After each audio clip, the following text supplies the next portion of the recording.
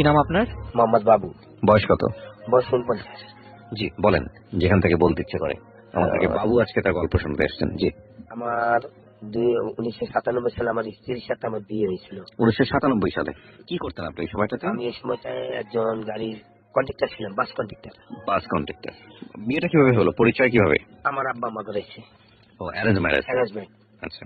জি, তারপর? তারপর বিয়ে করার পরে আমার আব্বা আম্মারা বললো যে এখন বউ নেবো না, বউ পরে নেবো, আমরা নিয়ে চলে যাবো। তখন আমি বিয়ে করার পরে আমি যখন তাদের বাড়ি ছেড়ে তাদের হোটেলে খাওয়ার জন্য গেছিলাম, তখন গাড়ি দুর্ঘটনা ঘটে আমার মাথায় 14টা সেলাই পড়ে বিয়ের দিনই।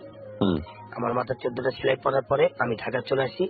তখন আমার আব্বা আমাকে নিয়ে অনেক জায়গায় দৌড়াদৌড়ি করে আমার মাথাটা সম্পূর্ণ আবার পুনরায় ঠিক করে। এই কথা শোনার পরে আমার যে ওয়াইফ যাকে আমি বিয়ে করছিলাম, সে তার চাচার হাত ধরে ঢাকা চলে আসে। আসার পরে তাকে আমার আব্বার ফেরত দেয়নি। সে 1997 সাল থেকে বিয়ে হওয়ার পর